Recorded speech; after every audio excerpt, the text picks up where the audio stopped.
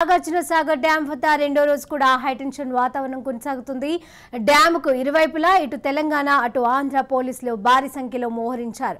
మొత్తం 26 గేట్లలో 13వ number gate వద్ద AP పోలీసులు కంచెను ఏర్పాటు చేశారు.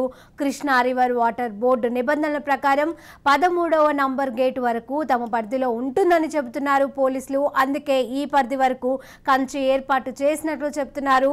ఇలా అడ్డంగా వేసిన కంచెను తొలగించేందుకు తెలంగాణ పోలీసులు ఈ రోజు ఉదయం ప్రయత్నించారు. ఈ ప్రయత్నాన్ని ఏపీ పోలీసులు అడ్డుకున్నారు.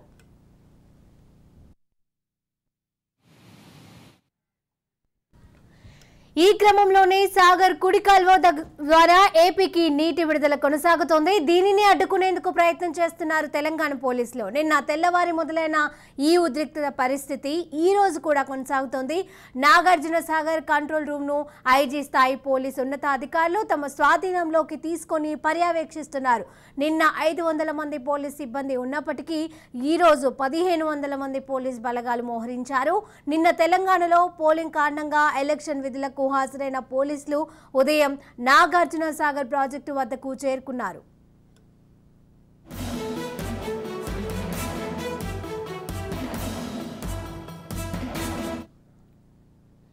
మొన్నటి వరకు తెలంగాణ అసెంబ్లీ ఎన్నికల ప్రచార పర్వంలో మాటల యుద్ధం, పోల్ దంగల్ ఇలా మొదలైందో లేదో అలా నీళ్లలో నిప్పు రాసుకుంది. నాగార్జున సాగర్ కుడి కాల్వ వద్ద మళ్లీ లొల్లి మొదలైంది. వందల మంది ఏపీ పోలీసులు నాగార్జున సాగర్ వద్దకు చేరుకొని 13 గేట్లను స్వాధీనం చేసుకోవడం తీవ్ర ఉద్రిక్తతకు దారితీసింది. ఒంగోలు చీఫ్ ఇంజనీర్ ఆధ్వర్యంలో సాగర్ కుడి కాల్వ నుంచి 2000 క్యూసెక్ల నీటిని విడుదల చేశారు ఏపీ అధికారులు. ఇది నిబంధనల ఉల్లంఘన అని తెలంగాణ వాదిస్తుంటే విభజన హక్కుల ప్రకారం 13వ గేట్ తమ పరిధిలోకి వస్తోందంటోంది ఏపీ.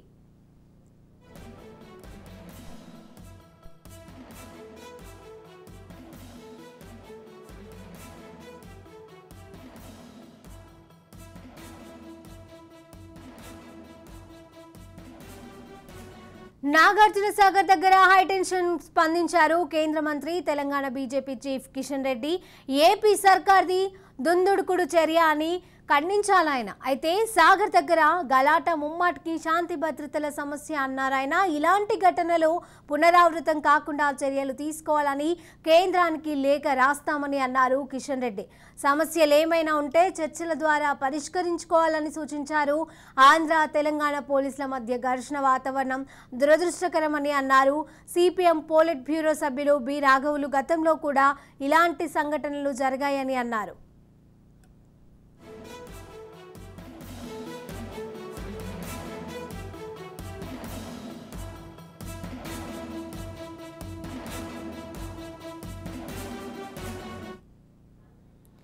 నాగార్జున సాగర్ డ్యాం వద్ద రెండో రోజు కూడా హైటెన్షన్ వాతావరణం కొనసాగుతోంది. ఇక దీనికి సంబంధించిన అప్డేట్స్ మా ప్రతినిధి హరిప్రసాద్ అందజేస్తారు.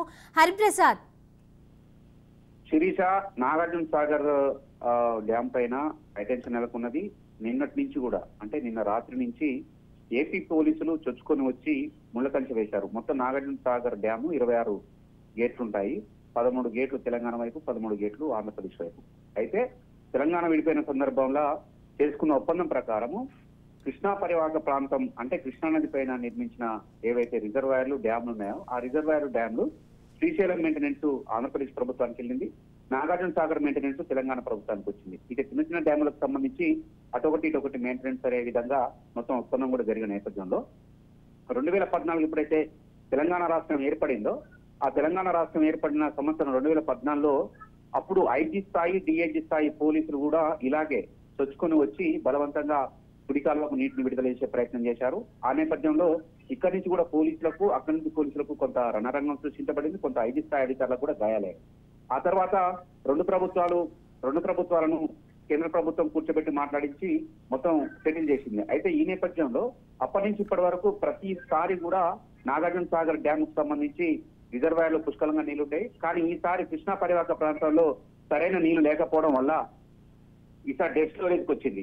ఆ డెడ్ స్టోరేజ్కి వచ్చిన సందర్భంలో మొత్తం నీటి సమస్య అనేది, నీటి ఎద్దడి అనేది ఎక్కువైపోయింది. ఈ నీటి ఎద్దడి ఎక్కువైన సందర్భంలో ఇటు ఎడమ కాల్వనేమో తెలంగాణ రాష్ట్రానికి వైపు ఉంటుంది, నల్గొండ జిల్లాకు సంబంధించి. కుడి కాల్వ పల్నాడు జిల్లా, ఇప్పుడు గుంటూరు జిల్లాకు ఉంటది కాబట్టి బలవంతంగా నిన్నటికి నిన్న 1500 పోలీసులతోటి మొత్తం ఏపీ పోలీసులు వచ్చేసి బలవంతంగా డ్యామ్ సగానికి ముళ్ళ కంచె వేసి ఆ 2000 క్యూసెక్ల నీటిని బలవంతంగా విడుదల చేశారు. ఇది ఏదైతే ఒప్పందం ఉందో ఆ ఒప్పందానికి విరుద్ధం. ఎందుకంటే మెయింటెనెన్స్ మొత్తం కూడా ఏదైతే మొత్తం 26 గేట్లు, అదేవిధంగా 26 గేట్ల తర్వాత కుడికాలకు సంబంధించిన తూములు ఇవన్నీ కూడా తెలంగాణ ప్రభుత్వం హ్యాండ్ ఓవర్ చేసుకున్న నేపథ్యంలో మాత్రం ఏదైతే కృష్ణా ట్రిబ్యునల్ గైడ్లైన్స్ ప్రకారము ఇప్పటి వరకు నడుచుకున్నారు. కానీ ఇక్కడ తెలంగాణలో నిన్నటికి నిన్న పోలింగ్ జరుగుతున్న నేపథ్యంలో, సాధారణ ఎన్నికలు జరుగుతున్న నేపథ్యంలో ఇదంతా జరగడం మాత్రం కొంత రాజకీయంగా చర్చకు లేవనెత్తింది. మళ్ళీ తెలంగాణ సెంటిమెంట్ రగల్చడానికి ఇటు కేసీఆర్ అదేవిధంగా ఏపీ సీఎం జగన్ కుమ్మక్కయ్యారని కూడా ఇక్కడ ఉన్న ప్రతిపక్షాలు కూడా ఆరోపించినాయి. ఇదిలా ఉంటే మాత్రం ప్రస్తుతానికి నాగార్జున సాగర్ రిజర్వాయర్ మొత్తం కూడా నిండుకున్నది. అసలు డెడ్ స్టోరేజ్ కి వచ్చింది.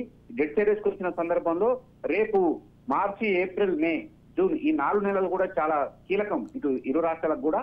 కేవలం త్రాగునీటి కోసమే వాడుకోవాలనే ఉద్దేశంతో అసలు ఇక్కడ కూడా ఏకంగి పంటకు ఇప్పటివరకు నీళ్లు విడుదల చేయని పరిస్థితి. ఈ నేపథ్యంలో ఏపీ ప్రభుత్వం కావాలనే రెచ్చగొట్టి ఇక్కడికి పోలీసులను పంపించి 1500 మంది పోలీసులను పంపించి, అంటే ఇక్కడ పోలీసులు ఎలక్షన్ డ్యూటీలో ఉన్న నేపథ్యంలో అక్కడికి 1500 మందిని పోలీసులు పంపించి బలవంతంగా 2000 క్యూసెక్ల నీటిని విడుదల చేసిందని చెప్పేసి ఇక్కడి నుంచి ఆరోపణలు వినిపిస్తున్నాయి. ఈ నేపథ్యంలో రాత్రి నుంచి కూడా ఎక్కడైతే పోలింగ్ డ్యూటీస్ ముగించుకున్న పోలీసులు ఉన్నారో వాళ్ళందరినీ కూడా ఇప్పటి వరకు 1500 నుంచి 2000 మంది తెలంగాణ పోలీసులను ఇప్పటివరకు మోహరించింది. ఈ నేపథ్యంలో అసలు డ్యామ్ పైన ఏం జరగబోతుంది, 2014 జరిగిన ఇన్సిడెంట్ మళ్ళీ ఏమైనా పునరావృతం అవుతుందని ఇత్యాది అంశాలకు సంబంధించి మాత్రం కొంత హైటెన్షన్ పరిస్థితి నెలకొందని చెప్పుకోవచ్చు. దీనిపైన కేంద్ర ప్రభుత్వం అదేవిధంగా కృష్ణా ట్రిబ్యునల్ సంబంధించిన ఆఫీసర్స్ జోక్యం చేసుకొని దీన్ని పరిష్కరించాలని కూడా కొంతమంది భావిస్తున్న నేపథ్యంలో డ్యామ్ పైన ఏం జరగబోతుంది అనేది మాత్రం కొంత ఉద్రిక్త పరిస్థితులు నెలకొన్నాయని చెప్పుకోవచ్చు. ఏ నిమిషంలో అంటే 2014లో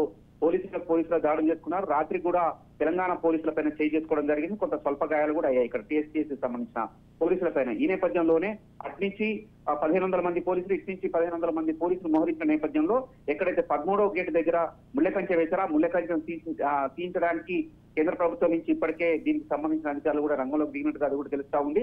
అసలు వాస్తవంగా ఏదైనా వాటాకు సంబంధించి ఇప్పటికే కృష్ణా ట్రిబ్యునల్ ఏపీకి ఎంత వాటా, అదేవిధంగా తెలంగాణకి ఎంత వాటా, ఈ నాగార్జున సాగర్ రిజర్వాయర్ సంబంధించిన వీటికి సంబంధించి ఇప్పటికే క్లియర్ కట్ గా చెప్పేసింది. క్లియర్ కట్ గా చెప్పేసిన తర్వాత కూడా నిన్నటికి నిన్న రాత్రి పూట వాళ్ళందరూ వచ్చి బలవంతంగా 2000 క్యూసెక్ల నీటిని, అంటే కరెంటు ఉత్పత్తి పేరు చెప్పి 2000 క్యూసెక్ల నీటిని విడుదల చేయడం అనేది కొంత ఈ నిబంధనలకు విరుద్ధంగా జరిగింది. కాబట్టి ఇటు తెలంగాణ ప్రభుత్వం అదేవిధంగా అటు ఏపీ ప్రభుత్వం కావాలనే తెలంగాణ సెంటిమెంట్ రెచ్చగొట్టడానికి రేపు భవిష్యత్తులో ఇంకో 3-4 నెలల్లో ఏపీలో ఎన్నికలు వస్తున్నాయి కాబట్టి అక్కడ కూడా సెంటిమెంట్ రగల్చడానికి ఇదంతా నాటకం ఆడుతున్నారు అనేది కూడా రాజకీయ పార్టీలు మొత్తం వ్యతిరేకిస్తున్నాయి. ఈ నేపథ్యంలో అసలు వాస్తవ పరిస్థితి చూసినట్టయితే మొత్తం రిజర్వాయర్ లో డెడ్ స్టోరేజ్ చేరుకున్న నేపథ్యంలో అంటే ప్రతి చుక్క కూడా అటు ఎన్ని క్యూసెక్లు వెళ్ళినా కూడా ఇటు కూడా అన్ని క్యూసెక్లు వెళ్ళాలి. కాబట్టి వాళ్ళు బలవంతంగా ఇలా విడిపించకపోవడం అనేది కొంత దౌర్జన్యపూరితమైందని కూడా తెలంగాణ సమాజం భావిస్తున్న నేపథ్యంలో మరి ఇదంతా ఎలా సమస్య పోతుందో, అదేవిధంగా ఏ రకంగా కేంద్ర ప్రభుత్వం మధ్యవర్తిత్వం నిర్వహించి ఎట్లా సర్దుమనుతుంది అనేది మాత్రం కూడా తెలంగాణ సమాజంతో పాటు అటు ఏపీ సమాజం కూడా ఎదురు చూస్తుంది. ఈ నేపథ్యంలో కొంత గొడవలు కాకుండా అదేవిధంగా సర్దుమనిగల మాత్రం అన్ని రకాల చర్యలు చేసుకోవడానికి మాత్రం ఇటు ఈ రాష్ట్ర ప్రభుత్వం అటు ఆ రాష్ట్ర ప్రభుత్వం మరియు కేంద్ర ప్రభుత్వం ఆధ్వర్యంలో మాత్రం కొంత చర్చలు జరిపిన బాగుంటుందని కూడా వీళ్ళు భావిస్తున్నారు. కాబట్టి ఈ రోజు మాత్రం అట్నుంచి ఒక 1500, నిన్న నుంచి అట్నుంచి ఒక 1500 మంది పోలీసులు ఉన్నారు. ఇట్నుంచి కూడా పోలీసు బలగాలు మోహరిస్తున్న నేపథ్యంలో ఏం జరగబోతుంది నాగార్జున సాగర్ డ్యామ్ పైన అనేది మాత్రం కొంత ఉత్కంఠ నెలకొని ఉందని కూడా చెప్పుకోవచ్చు Sirisha. Right, thank you Hariprasad.